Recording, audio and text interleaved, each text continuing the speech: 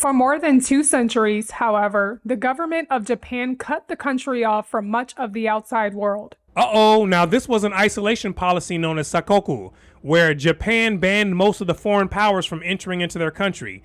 And this policy was also what helped Japan become the only Asian country that did not get colonized by the Europeans, because the Europeans, they were colonizing countries like crazy during this time, right? And the Spanish and the Portuguese wanted a piece of that Japan.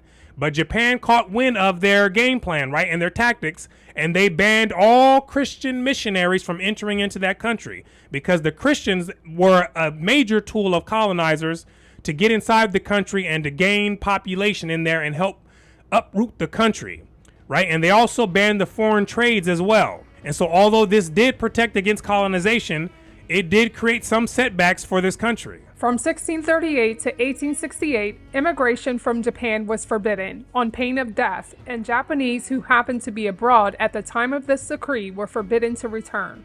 According to leading scholars of East Asian history, the Japanese, who had been technologically and institutionally abreast of the Europeans in many respects and ahead in some at the start of the 17th century, fell drastically behind. This is one of the setbacks that came with Japan's near complete isolation, right? They didn't have access to the technology and to many of the innovations of the rest of the world, and by default, they started falling down into the grave. Isolation took its toll in Japan, as it has elsewhere. The historic shattering of Japan's barriers against the outside world came abruptly in 1853 with the intrusion of Commodore Matthew Perry's American warships into Japan. Commodore Matthew Perry, he sailed in with the Navy and with his warships as an intimidation tactic to demonstrate to the Japanese that the Americans had superior technology of which could be used against them if they did not open those borders up. That Perry could sail into Japanese waters with impunity was one indication of Japan's weakness and backwardness at that time. The country's backwardness was further revealed by the reaction of the Japanese people to a train that Perry presented as a gift.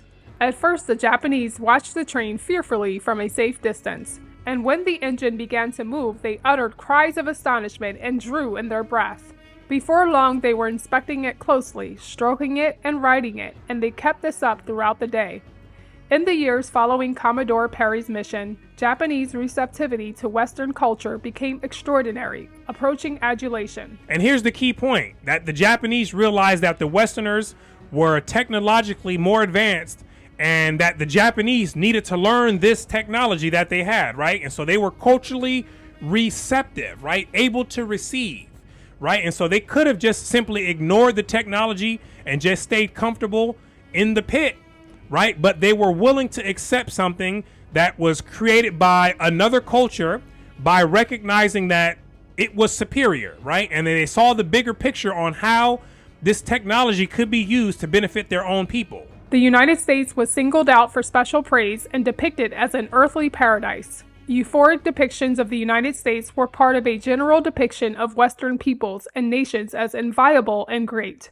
As an indication of the economic level of 19th century Japan, its per capita purchasing power in 1886 was 1/40th of that in the United Kingdom, though by 1898 this had risen to 1/6. This is how far in the grave Japan was in 1886, with only having a per capita purchasing power of 1/40th of that of the UK. But in just over a decade, they began to resurrect from the dead, right? And then their per capita purchasing power had risen to a rate of 1/6 of that of the UK, right? Huge difference in a short amount of time. Japan's rise to an economic parity with the leading Western nations over the next century was achieved by a mass importation of Western technology and Western experts to begin teaching that technology in Japan, while Japanese students were sent overseas to study in Western universities. They had access to Western technology, and more importantly, they were putting it to use. Because it's one thing to have all the technology and to have all the opportunities in the world, but it's a completely different thing to actually do something with that technology and with those opportunities. Japan being an obvious example of someone who did something with it. Meanwhile, inside Japan, more Japanese children were going to school. While fewer than half of Japanese children were going to school in 1886, By 1905, that had risen to 95% and continued rising. You see that? Climbing out of the pit, and they were doing it at a fairly rapid rate. And guess who was not doing it for them? Jesus, Allah, or any other idea of some type of outside supreme being, right? They had to pull themselves up out of the pit, just like everyone else has had to do who has found themselves stuck down in the pit. By the beginning of the 20th century, Japan's own people had advanced to the point where most foreign experts were no longer needed and were gone. Thank you for your help, and now it's time for you to go, right? We got this. This is what they were pretty much saying. And so once again, they had worn the mark of an independent people. During the first half of the 20th century, Japan was producing many industrial products, though much of what it produced during that era were cheaper imitations of Western products and not of the highest quality. Now you have to crawl before you walk. And so the cheaper imitation products, this is just an example of the Japanese crawling. But what happened when they stood up on their own feet, right? They started walking, and more than that, they started taking off running. However, the second half of the 20th century saw the Japanese become pace setters in both technology and quality in fields ranging from cameras to automobiles to electronics. Now they have become the standard in many areas of technology, right? Honda and Toyota, these are two of the most widely recognized reliable cars, right, in the world. And guess who manufactures them? Japan. This evolution was especially striking in photography. However, the first Nikon camera in 1948 was an obvious imitation of a German camera called the Contax, and the first Canon camera was a copy of Germany's world-renowned Leica. But as time went on, Japan's Nikon and Canon cameras were developed into standard setters in their field, and their sales eclipsed the sales of the cameras they had initially imitated. Again, these are high quality cameras. And in fact, I'm using a Canon camera and lens to shoot this video. And so this is something that I've owned for over 10 years and it still works like new. And so a lot of people, they recognize the quality of Canon and Nikon cameras in the photography and also the videography industries. Japan also produced high-speed trains that eclipsed anything produced in the United States. Remember Commodore Matthew Perry, who came to Japan to show a representation of a model train, and then all the people there went crazy?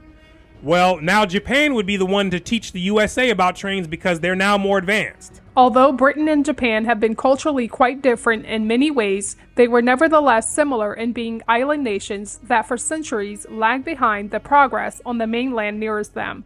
That is, continental Western Europe and China, respectively. Britain and Japan were also very much alike in having cultures that were receptive to absorbing the advances of other nations, and, eventually, developing those advances further, surpassing their erstwhile superiors. And that's also how they were alike, by having cultures that allowed them to learn from others, and then take what they had learned from others to the next level, right? How do you think the British were able to conquer the world?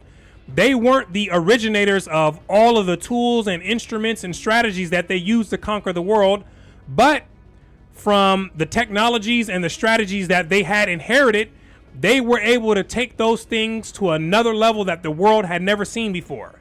Within Britain, the Scots likewise absorbed much from the English, beginning with the English language, and eventually rose to surpass the English in engineering and medical science.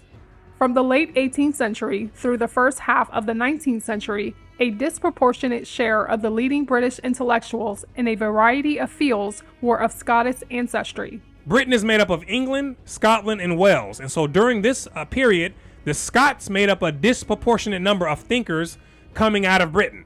And so that's probably because the English, they were too busy making up a disproportionate number of warlords, right? And I don't know what the people from Wales were doing. I'm assuming that maybe they were doing a little bit of both, a little bit of warlording from the English and a little bit of intellectualizing from the Scots. I don't know. As a noted historian put it, in every branch of knowledge, this once poor and ignorant people produced original and successful thinkers. And that's part of the reward for putting in the effort and putting in the hard work of resurrecting from the dead, right? It takes so much work to resurrect out of the grave that by the time the people finally come out of the grave, they would have learned so much stuff that at least some of it is bound to be original. At least some of it. During the Middle Ages, Europe as a whole learned much from the Islamic world of the Middle East and North Africa, especially in mathematics and philosophy, but also in agriculture and architecture. Militarily as well, the Islamic world was more advanced at that time. It was they that sat on the throne as warlords before the Europeans took it over. The Ottoman Empire invaded and conquered much of southeastern Europe, while North African Moors invaded and conquered Spain. As the distinguished British magazine The Economist put it in 2014, 1,000 years ago, the great cities of Baghdad, Damascus, and Cairo took turns to race ahead of the Western world. Islam and innovation were twins. The various Arab caliphates were dynamic superpowers, beacons of learning, tolerance, and trade. Now, this is how they were viewed by people in the past era. Now, would they say the same thing about these people today? Yet today, the Arabs are in a wretched state. They fell back down into the pit and they're lying in the grave, right? And the people who had learned from them at one time, they have surpassed them. The Western world was very receptive to cultural advances from the Islamic world, both those originating in that world and those transmitted from Asia through the Middle East.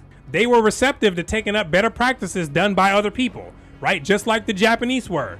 And so this is how they were able to resurrect from the dead and come back to life, right? And within this history, it provides some great examples on how other lagging groups or people must respond if they desire to climb out of the pit and enter into the free world where life is much better and it makes more sense. And so I want to thank you for watching all the way into the end. My name is Brooklyn St. Michael, and I'll see you in the free world.